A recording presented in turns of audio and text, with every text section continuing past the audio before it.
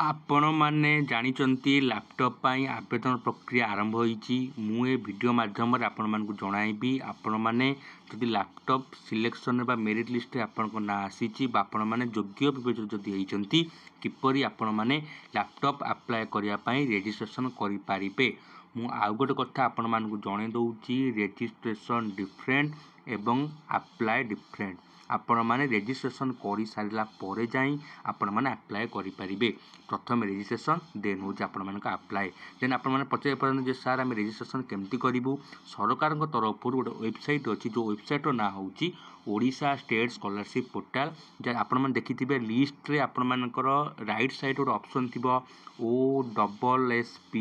तार अर्थ होची Odisha state scholarship portal सेठी आपण मानक साइट लिखाई थिबो रेजिस्टर और नॉट रेजिस्टर जदि आपण मानक पर्यंत रेजिस्टर करि नाहंती ताहले आपण मानक लिस्ट रे नॉट रेजिस्टर शो करथिबो जदि आपण माने ऑलरेडी रजिस्ट्रेशन करि सारिथिबे देन लिस्ट रे आपण मानक रेजिस्टर शो करि सारिथिबो जदि बर्तमान आपण मानकर नॉन रेजिस्टर शो करूची बा आपण माने रजिस्ट्रेशन करि नाहंती मु ए वीडियो माध्यम रे जणाइबी आपण माने किपरि अप्लाई प्रोसेस पाई बा लैपटॉप अप्लाई प्रोसेस पाई निजको ओडिशा स्टेट स्कॉलरशिप पोर्टल माध्यम रजिस्ट्रेशन करि पारिबे। देखंतु मु ए ऑफिशियल वेबसाइट रो डायरेक्ट लिंक हम डिस्क्रिप्शन बॉक्स रे दे देइची आपण मन डिस्क्रिप्शन बॉक्स रे लिंक पर क्लिक करी निजको रजिस्ट्रेशन करि पारिबे। आपण को फोन ने करि पारिबे किंबा आपण माने चाहिले लैपटॉप रे मध्य करि पारिबे से डिपेंड करे आपण केमती करिवे किंतु बेटर हबो सब बेले लैपटॉप को ट्राई करिवे। एवं आ गोटे गुरुत्वपूर्ण कथा रजिस्ट्रेशन पूर्व ध्यान देबे जे आपणको आधार नंबर मन रखिए आपणको आधार नंबर बैंक सहित लिंक होइथवा दरकार जेहेतु आपणको पैसा डीबीटी माध्यम आसीबो डीबीटी नियम होउची आपणको आधार बा जो आधार आपण अप्लाई करिबा देबे आधार सहित आपणको बैंक अकाउंट लिंक होइथवा दरकार जदि लिंक हेइ नाही ताले आपण अप्लाई कले मध्य आपणको अकाउंट को पैसा आसी परिबो नाही तो प्रथमे निज बैंक को जाय चेक करिनंतु जे आपणकर बैंक अकाउंट सहित आधार कार्ड लिंक हेइची किंबा नाही। चलंतु आरंभ करिबा लाइव रजिस्ट्रेशन प्रोसेस जदि आपण माने करिनांदी बा संपूर्ण नुआ अछंती आपण माने किपरि करिवे। प्रथमे आपण माने वीडियो डिस्क्रिप्शन बॉक्स जानतु सेठी आपण मानकू Odisha state scholarship portal official website मिल जिवो बा लिंक मिल जिवो ता सहित आम Telegram channel PDF market link मध्य आपण मानकू मिल जिवो आपण माने चाहिले हम पीडीएफ मार्केट जॉइन पारिले किछि भी आपण मानक मन रे डाउट अछि आपण माने सीधा सळक मते प्रश्न पचारि परिबे। आपण प्रथमे कोन करिवे डिस्क्रिप्शन बॉक्स थिबा Odisha state scholarship portal link को क्लिक करिवे एवं क्लिक करसला पर आपण मानकू एई गोटे ऑप्शन आपण मानकू वेबसाइट रो शो करिवो जदि आपण फोन ने देखुथिबे लॉगिन मध्य शो करिवा लैपटॉप रे देखले मध्य आपण मानकू लॉगिन शो करिवा आपण माने कोन करिवे लॉगिन ऊपर क्लिक करिवे लॉगिन ऊपर क्लिक करसला पर आपण मोस्ट इंपोर्टेंट ऑप्शन देखेबो जे स्टूडेंट लॉगिन मन रखंतु स्टूडेंट लॉगिन जेतु आपण स्टूडेंट आज स्टूडेंट हिसाब से अप्लाई करिया चाहूँगी आपण माने कौन करेंगे स्टूडेंट लॉगिन ऊपर आपण माने क्लिक करेंगे देखिपे स्टूडेंट लॉगिन ऊपर क्लिक करसला परे आपण मान गोटे नॉर्मल फॉर्म गोटे शो कर जो मैंने ऑलरेडी रजिस्ट्रेशन कर सारी मन रखु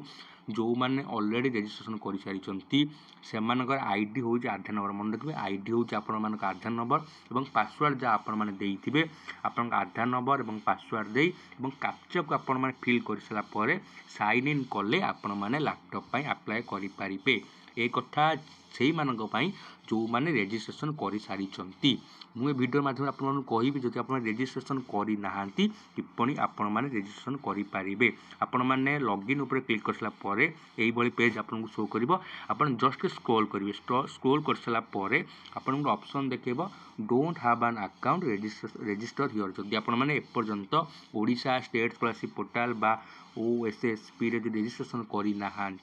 आपन रजिस्टर हियर ऊपर क्लिक करेंगे आपण मान करी लाइव देखे दूसरी रजिस्ट्रेशन हियर ऊपर क्लिक कर सारापर यही आपण ओपन हो वेबसाइट आपण तल को स्क्रॉल कर आपन गोटे चेकबॉक्स मिल जाव आप पढ़ी ने जो डिटेल्स जानवर अच्छी आप पढ़ी पारे और पढ़ी सारापर आप चेकबॉक्स टिक करदे और टिक कर सारापर फाइनाली आप प्रोसीड ऊपर क्लिक करेंगे और प्रोसीड ऊपर क्लिक कर सारापर आपण मैंने कौन करेंगे आपको गोटे एसेंशियल इंस्ट्रक्शन मिल जाव आप पढ़ीदेवे जो OTP मागुची आपण आधार फोन लिंक जो अच्छी से नंबर को आपको OTP जीव गोटे क्लीयरली लिखाई आपण ना और आपणकर स्पेलिंग चेक करदे और आपको जो भी इंपोर्टेंट इंस्ट्रक्शन जहाँ भी आपको स्क्रीन में देखेब आपटे चेक कर नौते मे भी किसी मिस्टेक थाईपे। रेजिस्ट्रेशन प्रथम प्रोसेस होउची आपन को आधार नंबर देवाई पड़ो मुझे कहीदे ये गोटे देखिपारे गोटे फर्म आपण देखा मिलगला यही फर्म आप कौन करेंगे निजर आधार नंबर को देवे मन रखिए जदि आप अप्लाई कर आपण आधार नंबर देवे निज बापा माँ भाई भौणी एम नंबर देवार कौन आवश्यकता ना निजर आधार कार्ड को देवे निजर आधार कार्ड को सठिक लिखि सारापर आपड़ कौन करेंगे ओटीपी उपर क्लिक करेंगे गेट ओटीपी उपर क्लिक कर सारापर आपको ओटीपी चेकबक्स मिल जाव आपड़ फोन को आसी ओटीपी सारे सबमिट मारे सबमिट मार सारापर से आपन को आपन नेम देखो आपणकर एज और डेट ऑफ बर्थ देखो ता सहित आपन से ईमेल मागिब आप चाहिए निजर ईमेल दे पारे फोन मागिबन जेहतु आप ओटीपी अलरेडी जाइए आपन को पासवर्ड देवाई कह मन रखु से आप ऑप्शन आसो क्रिएट पासवर्ड तेणु आपण मैंने ओटीपी दे सारापर आपण मैंने पासवर्ड को क्रिएट करने पड़ो मन रखु जहाँ भी आपण मैंने पासवर्ड देवे से पासवर्ड साहाय्य आपण मानक अप्लाई करने पड़ो तेणु आपण मैंने जहाँ भी पासवर्ड देवे मन रखिए कारण से आईडी अर्थ आधार नंबर और से पासवर्ड साहाय्य आपण मैंने एगेन लॉगिन कर सारी लैपटॉप अप्लाई करें मन रखु मुझे वीडियो माध्यम आपण बुझेदेली जदि आप OSSP Odisha state scholarship portal registration करना आपण किपर रजिस्ट्रेशन करेंगे और जो मैंने रजिस्ट्रेशन कर सारी मुझे किभली अप्लाई प्रोसेस रही रजिस्ट्रेशन प्रोसेस अप्लाई प्रोसेस केमती रहा संपूर्ण वीडियो मु नेक्स्ट वीडियो आपको जनइबी तो बर्तमान आप रजिस्ट्रेशन समस्त करनी जदि किसी डाउट अच्छी आम टेलीग्राम चैनल आप जॉइन समस्त प्रश्न पचारि पारे। धन्यवाद।